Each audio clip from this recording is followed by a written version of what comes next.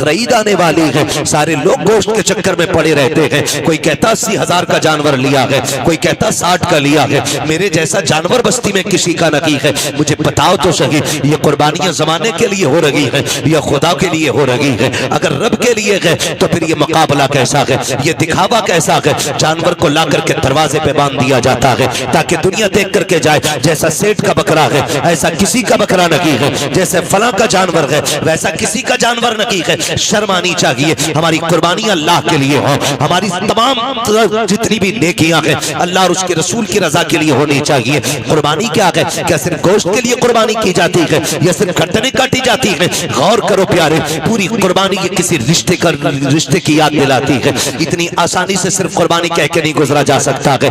आप देखो तो सही तारीख का ये बाप पलटो, लोग हज करने के लिए जाते हैं, सफा मरवा की सही ये माँ बाप की और औलाद के रिश्ते की याद दहानी है। आप देखें ज़मज़म आप पिएंगे तब भी तुम्हें माँ और बेटे का रिश्ता दिखाई देगा।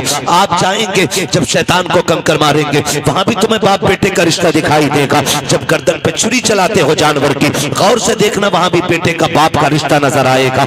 ये रिश्ता कितना अजीम है रब की बारगाह में। आप गौर तो करो प्यारे, आज हम ये समझ लेते हैं क्या किया दुनिया के बाप पालते हैं, हमारे बाप ने पाला तो कौन सा बड़ा काम कर दिया। हम नादान हैं, गलत कह रहे हैं इस बात को। उनसे पूछो जिनके पास बाप का साया नहीं है, जमीन कितनी तंग नजर आती है, खुशियां कितनी महदूद हो जाती है जब सर से बाप का साया चला जाता है। खुदा की कसम अगर बाप होता है तो पता नहीं चलता जवानी कब आ गई है, और अगर बाप चला जाता है तो फिर जवानी मुश्किल से मैसर हुआ करती है। जिस उम्र में बस्ते और किताबें होनी चाहिए उस उम्र में हाथों में औजार आ जाते हैं, मैकेनिक बना दिया जाता है, होटलों के बर्तन आ जाया करते हैं। माँ बाप का न होना जिंदगी को तबाह बर्बाद कर देता है। अल्लाह ने माँ बाप जैसी दौलत दी है, नौजवानों उनकी इज्जत करना, उनकी खिदमत करना। जब तक माँ बाप होते हैं ये समझ लेना खुदा की रहमतें नाजिल होती रहती है। मैं तारीख का ये बाप पलटना चाहता हूँ। आप तारीख उठा करके देखिए, अल्लाह के खलील हजरत इब्राहिम अलैहिस्सलातु व तस्लीम, हजरत इब्राहिम की आप जिंदगी पढ़िए। आपने पूरी जिंदगी रब की बारगाह में इम्तिहानात पेश किए, क्यों ना करते? क्योंकि खलील है, अल्लाह के दोस्त हैं, कुर्बानियां पेश कर रहे हैं, इम्तिहानात की मनाजिल से गुजरते जा रहे हैं। आज जानवर कुर्बान करने की बात आती है। अभी बात बताई थी जैसा कि कहा गया था, अभी मुफ्ती साहब ने बताया था कि जब कुर्बानी की बात आती लोग बहाना कर देते हैं, कर्जा है नहीं कर सकते, पता नहीं है चटनी नहीं चल रही है, रोटी नहीं चल रही है। और अगर कोई बेचने लग जाए अभी 1 लाख का मोबाइल खरीद लेगा, 70,000 का मोबाइल खरीद लेगा, लेकिन कुर्बानी के लिए 3500 रुपए देते हुए कलेजे फट जाया करते हैं। तुम्हें सोचना चाहिए कुर्बानी अल्लाह की बारगाह में बहुत बड़ी इबादत है। फरमाया गया कुर्बानी के दिनों में कुर्बानी से बड़ी कोई इबादत नहीं है। अगर कुर्बानी की जगह पे आप एक सोने का ढेर भी अल्लाह की राह में खर्च कर दो तब भी अल्लाह उतना राजी नहीं होता है जितना तुम्हारी कुर्बानी से अल्लाह राजी हुआ करता है। इसमें बहाने ना बनाया करें, इसमें आप हीले तलाश करके ना निकला करें। तारीख का ये बाप पलटिए, शुक्र अदा करें अल्लाह ने जानवर की कुर्बानी मांगी है। अगर बेटे की कुर्बानी मांग लेता तो अल्लाह ने अपने खलील से बेटे की कुर्बानी मांगी, हमसे मांग लेता तो बकरा देने तैयार नहीं है। बेटे के मामले में फिर क्या होता? वो करीम है, उसने इब्राहिम खलीलुल्लाह की सुन्नत को जिंदा करने के लिए हमसे जानवर की कुर्बानी मांगी, जानवर की कुर्बानी जिंदा मांगी, जानवर की कुर्बानी मांगी है। और आप इस बात पे भी गौर करें, इस बात पे भी गौर करें, अगर आप मुसलमान हैं तो आपको आजमाया जाएगा। कहते यार मुसलमान है और हम पे मुसीबतें आ रही हैं। हाँ हाँ, आप मुसलमान हैं तो आप ही को आजमाया जाएगा। वो कहा था किसी ने शहादत गए उल्फत में कदम रखना है। लोग आसान समझते हैं मुसलमान होना, जब आपने कहा है ना ला इलाहा इल्लल्लाह तो फिर अब इम्तिहान से भी गुजरना पड़ेगा, आपको इम्तिहान देना पड़ेगा। और आप ही नहीं, सबने इम्तिहान दिए। मेरे नबी फरमाते सबसे ज्यादा मुझे आजमाया गया है, सबसे बड़े बड़े इम्तिहानात मेरे रखे, मेरे महबूब के सबसे बड़े इम्तिहानात रहे। लेकिन हुजूर ने इम्तिहानों में क्या किया? तारीख गवाह है, किसी ने पत्थर मारे मेरे हुजूर ने बदले में पत्थर नहीं मारा, किसी ने सितम किए तो हुजूर ने बद्दुआ नहीं की। मक्के से निकाले गए लेकिन हुजूर ने कभी बद्दुआ के लिए हाथ नहीं उठाए, यहां तक कि ताइफ में पत्थर लगे हुजूर के हाथ उठ गए। हाल क्या था? जूतियां खून से भरी हैं, बदन कपड़े खून से शराबोर है, चेहरे से खून बह रहा है, लेकिन हाथ उठे तो यही कहा था मालिक इन्हें अजाब ना देना, इन्हें बख्श दे, मालिक इन्हीं की नस्ल से दीन के अलमबरदार पैदा फरमा देना। ये हमारे हौसले हैं, ये हमारे मामलात हैं। जरा से इम्तिहान आता जाए लोग को कलेजे फट जाते हैं। हम मुसलमान हैं, हम पे ये सितम हो रहा है, हम मुसलमान हैं, हम सताए जा रहे हैं। कहाँ है अल्लाह की मदद नहीं आती, कब आएगी अल्लाह की मदद? ओ भाई इम्तिहान की घड़ियां हैं, इनको जरा संभल के पार करना है। जो इम्तिहान में पार हो जाता है, इम्तिहान पास कर जाता है, समझ लेना दुनिया भी कामयाब है, आखिरत भी कामयाब है। कैसे कैसे आजमाया जाता है, यही अल्लाह के खलील है। आपको कैसे आजमाया गया? जंगल में रखा गया, अल्लाह के खलील ने सब्र किया। फिर क्या किया गया? लोगों ने बहुत सताया, परेशान किया, आपने बुत तोड़े, लोग दुश्मनी पे आमादा हो गए। यहाँ तक के नारे नमरूद को तैयार किया गया। आग इतनी तेज थी, इतनी तेज थी कि परिंदा कोई ऊपर से गुजरता तो वो गिर जाया करता था और मर जाता था उसकी तपिश से। अल्लाह अकबर, तारीख का ये बाब पलटते चले और देखते चले। जब उसी नमरूद की आग में डालने की बारी आई, हजरत जिब्रील अमीन ने आके कहा था, इब्राहिम रब के खलील हो, मैं रब की बारगाह तक जाता हूँ, अगर कोई जरूरत हो तो बताएं। आप मंजनीक के अंदर रखे हुए हैं। ये नहीं कहा था जिब्रील देखो सामने आग है, मैं मंजनीक में हूँ। कहा था कि मैं जानता हूँ, मेरा रब भी जानता है, मुझे कोई जरूरत नहीं है। कहा फिर अपने रब ही से कह दो। कहा जो सब जानता है उससे कहने की जरूरत क्या है? जिसमें वो राजी है उसमें मैं राजी हूँ। ये कह के आप राजी हो गए। जब नारे नमरूद में डाला गया, अल्लाह ने आग को ठंडा होने का हुक्म दिया।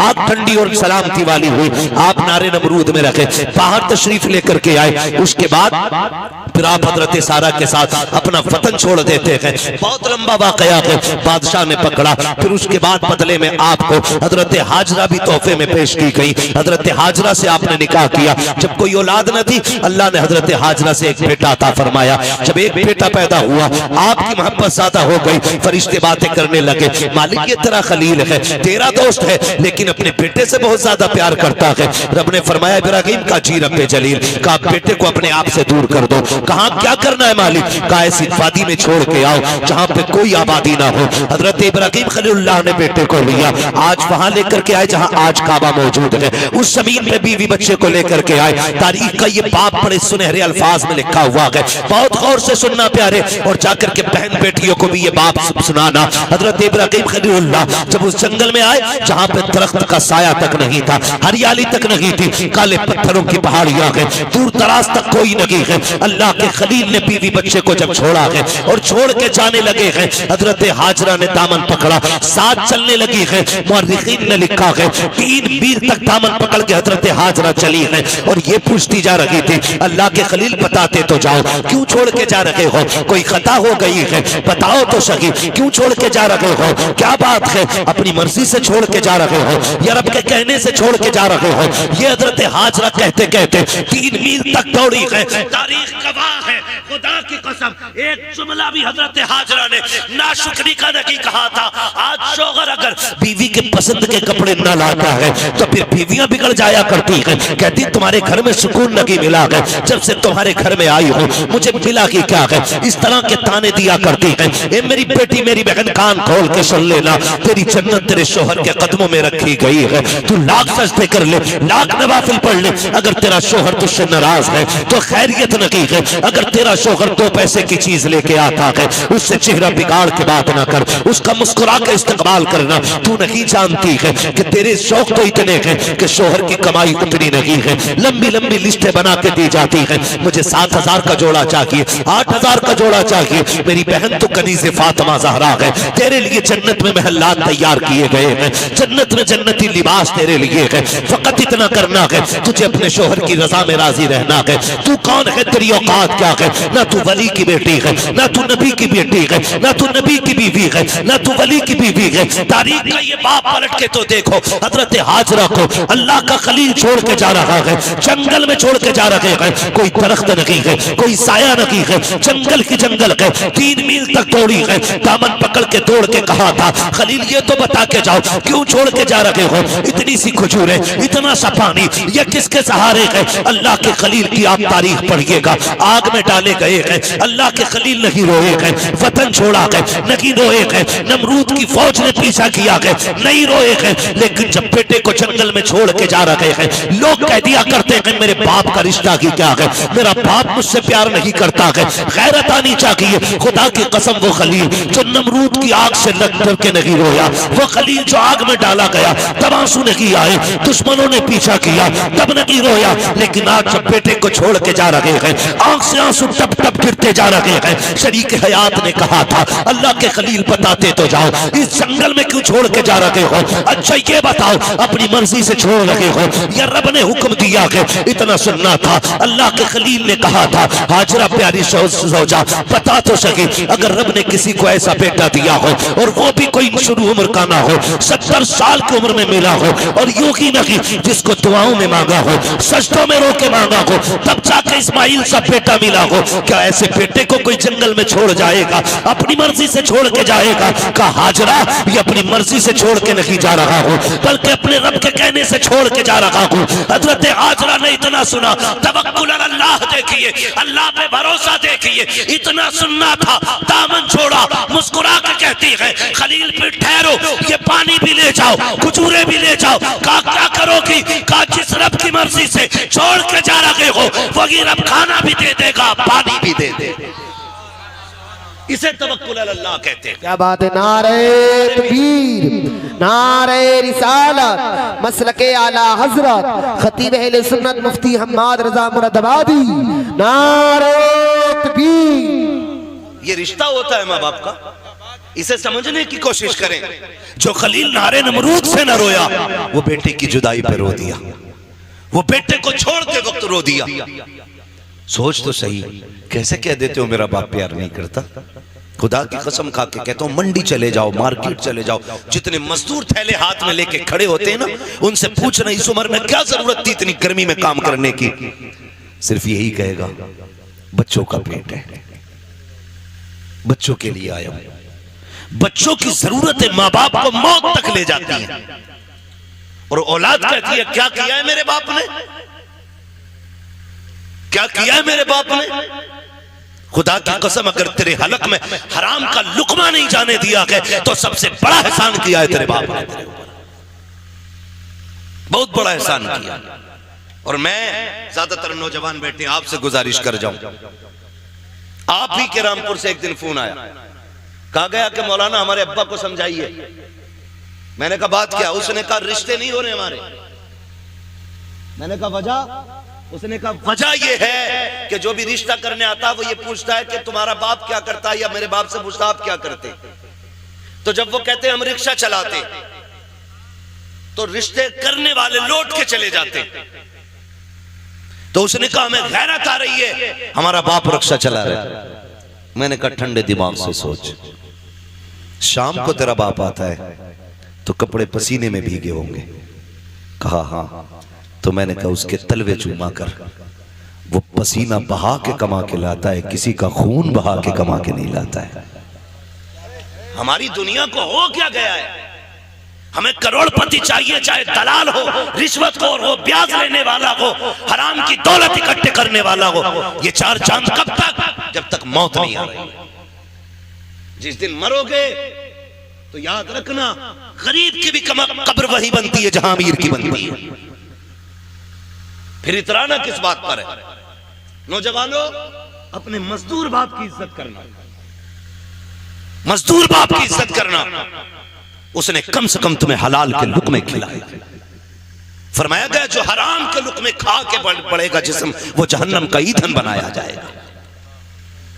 क्या यह एहसान नहीं किया बाप ने कि ईंटें ढोता रहा, रक्शे चलाता रहा, बोझ उठाता रहा, लेकिन किसी के आंसू बहा के पैसा नहीं लाया, किसी का हक मार के पैसा नहीं लाया, किसी को सता के पैसा नहीं लाया। तुझे क्या पता है? लोग कहते मजदूर के घर बेटी नहीं देनी है। मैं कहता हूं अगर बेटी देनी है तो मजदूर के घर दे। खुदा की कसम तेरी बेटी को जो इज्जत मजदूर के घर मिल सकती है वो दुनिया के दौलतदार के घर नहीं मिलेगी। किसी रिश्वतखोर या प्याजुए के घर जाकर के तेरी बेटी को वो इज्जत नहीं मिलेगी। जो एक मजदूर के घर तेरी बेटी बेटी को इज्जत और सुकून मिल सकता है। वजह ये है आज हम इज्जत मजदूर को जलील समझते हैं। महबूब की चौखट है। एक गरीब सहाबी आए, आका करीम को सलाम पेश किया, अर्ज करते हैं या रसूल अल्लाह, आज माशरा बहुत बिगड़ता जा रहा है, क्या बात है? आका हम मजदूर डिपार्टमेंट से ताल्लुक रखते हैं, हमारी मजदूरी नहीं दी जाती है, लोग पैसा मार लेते हैं, आका में कई कई दिन तक धक्के दिए जाते हैं। मेरे नबी ने इतना सुना उठ के खड़े हो गए, फरमाया मुसाफा नहीं करोगे? कहते हैं या रसूल अल्लाह, हाथ ऐसे नहीं है जो आपके हाथ में दिए जा सके। क्या बात है? काका इन हाथों से मजदूरी करता हूँ, हाथों में छाले पड़े हैं, फेटे हैं, कहाँ आप जैसे, आपके गुलाब जैसे हाथ, कहाँ मेरे ये सख्त हाथ। आका खैरत आती है आपके हाथ में हाथ देते हुए। मेरे नबी ने उसके हाथ देखे, फरमाया ला तेरे हाथों को बोसा दे दो। इतना सुनना था, मजदूर की आंख में आंसू आ जाते हैं। या रसूल अल्लाह, आप बोसे की बात करते हैं, यहाँ मजदूर को बगल में बैठा के कोई पानी नहीं पिलाता है, यहाँ साथ बैठा करके कोई एक प्लेट में खाना नहीं खिलाता है। आका आप हैं कि चूमने की बात कर रहे हैं। मेरे नबी ने इतना सुना, फरमाते हैं खाली सिर्फ निजाम नहीं बनाना है, बल्कि जमाने को मजदूर की इज्जत भी बतानी है। आका करीम ने जब मजदूर के हाथ को बोसा दिया, तड़प गया आका, इतनी इज्जत। फरमाया सिर्फ इज्जत नहीं, एक कानून भी बता रहा हूँ, जाओ जमाने से कह देना कि मजदूर की मजदूरी पसीना सूखने से पहले दे दो। कहा ये इज्जत किसने दी है? तो बता देना ये इज्जत मदीने वाले मुस्तफा ने अता की। हम मजदूर को हिकारत से देखते हैं, और मेरे नबी ने फरमाया लो एक इज्जत का ताज और दे रहा हूं। हुजूर कौन सा? फरमाया अल कासिबु हबीबुल्लाह, जो मेहनत मशक्कत करके कमाएगा, कयामत में अल्लाह उसे अपने हबीबों की सफ में जगह अता फरमाएगा। तो कम से कम इतना ख्याल करें नौजवानों, हम तो अपने बाप की मेहनत का ख्याल करें। अगर ये दुनिया वाले हमें मजदूर का बेटा कहते हैं तो कहने दें, हमें उस बाप की इज्जत करनी है जिसने चौक में गालियां खा के, मजदूरी पे धक्के उठा के हमें पाला है। तुमसे तो कम से कम इतनी तवक्को होगी उस बाप को कि कोई इज्जत करे ना करे, मेरा बेटा तो इज्जत देगा ना। अगर वही औलाद उसे जलील करने लगे तो बताओ वो जी के क्या करेगा? क्या करेगा वो जी के? जब वही औलाद उससे कहती हो कि तुझे टुकड़े डालने से बेहतर है कुत्ते को टुकड़े डाल दिया जाए, क्या करेगा वो बाप जी के? उसे हार्ट अटैक नहीं आएगा? उसे हार्ट अटैक नहीं आएगा? वो रोएगा नहीं अपनी कमनसीबी पे? क्या वो भूल गया होगा उन दिनों को जब तुझे गोद में उठा के वो गली गली फिरता रहा? मुझे बताओ, तुझे सर्दियों में बुखार आया, बाप ने सारे कंबल तुझे उड़ाए, खुद ठंडी में सिकड़ता हुआ मंडियों के, गलियों के, बाजारों के, हॉस्पिटलों के चक्कर लगाता रहा, खुद मर गया लेकिन बेटे को जिंदगी दे गया। लाजिम है हर बेटे पे अपने माँ बाप की इज्जत करे, अपने माँ बाप की इज्जत करे। पढ़े तारीख, आप कभी ये नहीं कह सकते अपने बाप से आपने क्या किया मेरे लिए। खुदा की कसम, जितना एक बाप कर देता बेटे के लिए, कोई तुम्हारे लिए उतना नहीं कर सकता। मैं तो चैलेंज के साथ कहता हूं, एक बाप को तोलने के लिए ना खुदा की कसम जिंदगियां कम पड़ जाएंगी, लेकिन बाप की मशक्कतों का अंदाजा नहीं लगाया जा सकता। आप भी जानते हैं एक आदमी को अपना पेट पालने में कितनी मुश्किल आ सकती है। कोई मुश्किल बात है एक आदमी को पेट पालना? कोई मुश्किल बात नहीं, और कोई मशक्कत भी नहीं। अकेला बंदा कहीं भी खा पी के गुजारे कर लेता है, लेकिन दुनिया भर की सहूलतें बाप औलाद के लिए उठाता है, औलाद के लिए उठाता है। बेटा पैदा हो मीठा तकसीम करता है, जवान हो जाए तो निकाह की तैयारियां करता है। हाँ, आप देखें ना मास्टर इरफान साहब, इन्होंने इतना खर्च किया। मैं कहता हूं कि अगर और इनका बेटा ना इनकी दवा के लिए सिर्फ इतना खर्च कर देना जितना आज इन्होंने किया अपने बच्चों के लिए, तो शायद बड़े सुखी रहेंगे। लेकिन हम भूल जाते हैं, हम अपने बाप की दौलत को अपनी समझते हैं, लेकिन अपनी दौलत को बाप की दौलत नहीं समझते। ये कड़वी सच्चाई है। जो बाप कमाता रहा है, तुम अपनी मर्जी से फर यारों में उड़ाते रहे, फर उड़ाते रहे। अब्बा आज मेरा बर्थडे है, अब्बा आज मैं पास हुआ हूं, यारों को पार्टी देनी है। वो कैसे कमा के लाता रहा उसने तुमसे नहीं बताया। जो तुम मांगते रहे वो देता रहा। उसने बुढ़ापे में इतना कहा था, बेटे खांसी बढ़ गई है, एक सिरप चाहिए। तुमने मुंह बिगाड़ के कहा, तुम्हारे खर्चे उठाऊं या औलाद के खर्चे उठाऊं? लोग कहते हैं बाप उस दिन मरा जिस दिन सांसें रुकी। मैं कहता हूं नहीं, ये तो उस दिन मर गया था जिस दिन बेटे ने हाथ रोक लिया था, उसी दिन बाप मर गया था। खुदारा बदलो अपने आप को, अपने बाप की इज्जत किया करो। और दुनिया में तुम्हारे बाप को कोई इज्जत नहीं देता, तुम इज्जत दे के बताओ कि तू किसी की नजर में जलील होगा, लेकिन मेरी नजर में तेरी इज्जत एक बादशाह से ज्यादा है। ये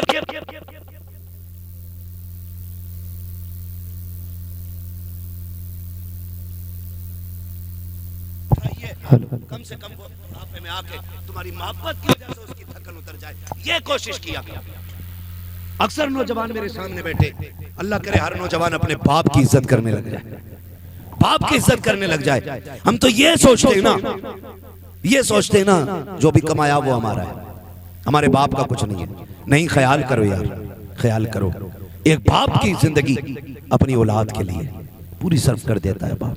मैं अर्ज कर रहा था, अल्लाह का खलील बेटे को छोड़ते वक्त, बेटे को छोड़ते वक्त, बेटे को छोड़ते वक्त अल्लाह के खलील रो दिए, रो दिए। तारीख का ये बाप भी पलटे। तवज्जो है? थके तो नहीं अभी? अगर नहीं थके तो बोले जरा या रसूल अल्लाह। हमारे अलीम भाई बता रहे थे कि ये बड़े सुस्त लोग बैठे, और नकीब साहब भी फरमा रहे थे हल्के में मत लेना। अल्लाह सलामत रखे। मैं आपसे ये भी नहीं कहूंगा कि आप हाथ उठा के सुभान अल्लाह को या उठ के सुभान अल्लाह को। मैं कहता हूं जो मैं बात कह रहा हूं इसे दिल पे लिख के ले जाना। अगर आज के बाद एक बाप को भी इज्जत मिल गई ना, तो मैं समझूंगा हम सबका यहाँ आना कामयाब हो गया, आपका बुलाना कामयाब हो गया। बस यही कोशिश रहती है। मेरी तकरीर तबे यार को बेचैन करती है, सबब क्या है वही कहता हूं जो दिल पर गुजरती है। मुझे बहुत दूर से बुलाया है, मैं बजाय तो मुरादाबाद का हूं, और लेकिन पूछा मुफ्ती साहब कबिला से, अपने भी घर आना पड़ता तो जहाज से ही आना पड़ता है। हाँ, बिना फ्लाइट के अपना घर भी मैसर नहीं होता है। अल्लाह ने ये ड्यूटी लगा रखी है, जब तक वो चाहेगा ये नौकरी अंजाम देते रहेंगे। मगर आपसे इतनी गुजारिश है, इतनी मेहनत से हमारे इरफान भाई ने ये महफिल सजाई है, ये कोशिशें की हैं, आपके बैठने का इंतजाम किया है, सिर्फ इसलिए किया था कि हमारी बस्ती वालों तक दीन की कुछ बातें पहुंच जाए, दीन की कुछ बातें पहुंच जाए। अल्लाह करे आज के बाद किसी बाप को इज्जत मिल जाए, कोई मां मुस्कुराने लग जाए, खुदा की कसम फिर समझ लेना इनका ये जो सारी कोशिशें करना है अल्लाह की बारगाह में मकबूल हो गया। अल्लाह के खलील तो छोड़ के आ गए, हजरत हाजरा ने बेटे को लिया, पलट के उसी जगह पे आई जहां छोड़ के गए थे। पहली शाम आई, जब शाम आई तो दरिंदे जानवर बाहर निकल के पहाड़ियों से आए, बाहर निकल के आए पहाड़ियों से और चीखने लगे। जब बोलने लगे, हजरत हाजरा की गोद में हजरत इस्माइल है। आपने ना एक खारदार लकड़ी तोड़ी दरख्त से, किसी पेड़ की कोई शाख तोड़ी और उसको आसमान में घुमाया। फिर आपने जानवरों को मुखातब करके कहा, खबरदार शर्म नहीं आती है? देख नहीं रहे हो किस पे भौंक रहे हो? मैं एक नबी की माँ हूँ, एक नबी की बीवी हूँ। मेरी गोद में जो लाल है कोई आम बेटा नहीं, मेरी गोद में रब का इस्माइल लेटा हुआ है, रब का इस्माइल लेटा हुआ है। का खबरदार भौंकने की जरूरत ना करना, हम पे भौंकने का मतलब है नबी की इज्जत पे भौंकना। इतना कहा, सारे जानवर पलट के चले गए, सारे चले गए। फिर वो पानी, वो खजूरें, वो सत्तू, वो क्या सब कुछ जो भी दिया था कब तक चलना था, सारा ही खत्म हो गया। जो भी ज्यादा जो भी खाने पीने का सामान था खत्म हो गया। लेकिन माँ होती है। फिर वो वक्त भी आया कि माँ के सीने का दूध भी खुश्क हो गया। फिर जब बेटे ने सूखी जबान होठों पे फेरी तो माँ से देखा ना गया। तारीख गवाह है, हज करने के लिए जाओ, हुक्म होता है सफा मरवा की सही करो। मालिक ये क्या है? कहा यहाँ मेरी हाजरा दौड़ी थी। फिर क्या करना है? कहा जब तक दौड़ेगा नहीं तेरा हज पूरा नहीं होना है, तुझे दौड़ना जरूरी है। मालिक क्यों दौड़ाया गया? कहा जब जब यहाँ आके तुम दौड़ोगे ना तो तुम्हें माँ और बेटे की मोहब्बत का एहसास हो जाएगा।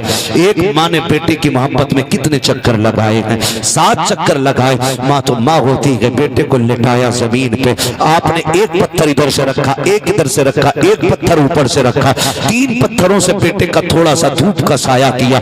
उसके बाद दौड़ लगाई है पानी की तलाश में। आप दौड़ करके पहाड़ के सिरे पे चढ़ी है, चारों तरफ देखा, पानी नजर नहीं आया। फिर ख्याल आया मेरे बेटे को कोई जानवर न ले जाए। फिर पलट के वापस आई है, फिर बेटे की खुशकी देखी है, फिर दौड़ लगाई है। बाज मार्रिखीन ने यहाँ तक लिखा है कि 7वें चक्कर पे हजरत हाजरा गिर जाती है। अल्लाह अकबर, जब गिरी है इधर हजरत इस्माइल ने एड़ियां रगड़ी है। जब एड़ियां रगड़ी, रब ने फरमाया जिब्रील जी रब्बे जलील जल्दी कर दौड़ के जाकर के मेरे इस्माइल की एड़ियों की जगह से चश्मा जारी करके। तारीख गवाह है, हजरत हाजरा ने खुद को संभाला और दौड़ करके आई। क्या देखती है, जहां बेटे के पैर लग रहे थे वहां से पानी का चश्मा जारी हो गया है, चश्मा जारी हो गया है। आज दुआ के लिए तुम मियाओं के चक्कर लगाते हो, खानकाहों में डूब जाते हो। जिससे दुआ लेनी थी तुमने उससे दुआ नहीं दी। अगर तकदीर बिगड़ रही है, बरकत नहीं हो रही है, जाके माँ से दुआ ले ले। खुदा की कसम, जिसकी कहीं नहीं सुनी जाती है उसकी माँ की चौखट को सुन ली जाती है। नारे तकबीर, नारे रिसालत,